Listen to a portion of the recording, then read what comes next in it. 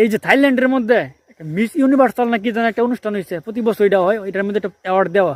এখানে কিন্তু সুন্দর কালারের মধ্যে অ্যাওয়ার্ড দেওয়া না, সুন্দরের মধ্যে অ্যাওয়ার্ড দেওয়া হইতো তাহলে রাশিয়ার, কাজাকিস্তান, মাল্টা এই দেশের মায়াগুলা পাইতো পুরস্কার, কিন্তু গানার কালা বেটিটা পুরস্কার পাইল না একটা।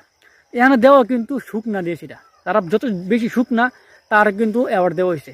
এর মধ্যে দেখবেন যারা এগুলা অংশগ্রহণ করছে প্রতিটা কিন্তু শুকনা, একটা কোনো মুড়া নাই। যদি মুড়ার লেগে পুরস্কার পাইতো তাহলে আফ্রিকার হারা ফাইল হইলে। তো এখন আমরা তো শুকনা, আমরা বললাম জানি শুকনা, এটা লোক কিন্তু অনেকে মজা করেন তোরা শুকনা শুকনা। আরে শুকনার মাইটটা তো বুঝদি না।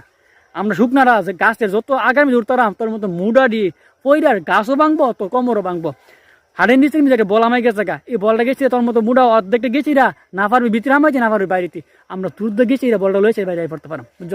এটা হইলো শুকনার কত একটা সুযোগ সুবিধা এবং কত প্রফেশনাল আছে। আমরা লোক দূরেও পারছি না। তুই 5 মিনিট দূর দিয়ে সেটা তোর জিপ লয়ে যাবো কুত্তার জিবলার মতন, আমরা জিবলার কুত্তার মতো জিবলার মতন বাইরে হতো না, আমরা পারাম তুলতাম জানি। তো এরকম ভাবে যারা শুকনা শুকনো নিচে মজা করেন, এই শুকনাগুলোই কিন্তু অ্যাওয়ার্ড পাই আসতে সবচেয়ে বড়। কিন্তু আমি ক্লাস 6 থেকে বিএ অনার্স পর্যন্ত কিন্তু সেম টু সেম আছে, শুধু হাইটটা একটু লম্বা হয়েছে, শরীরে কোনো পরিবর্তন হয় না। এই সেম টু সেম থাকার কারণে কিন্তু আমি অ্যাওয়ার্ড পাইতে পারি। তখন কিন্তু আইসিরা কই বলে ভাই কি কইলেন, এটা কিন্তু একটা অ্যাওয়ার্ড পাইতে পারি। কিন্তু সবাই কিন্তু এক সেম সেম থাকতে পারে না, কেউ মুডা হোক কেউ সিও না। কিন্তু আমি ক্লাস 6 থেকে অনার্স পর্যন্ত কিন্তু সেম টু সেম আছি। আর বাকি কয়েক বছর গেলে গিনেস বুক ওয়ার্ল্ডের মধ্যে নাম উঠতে পারে, তখন কি মনে পড়বি? তো এক থাকারও একটা বিষয়।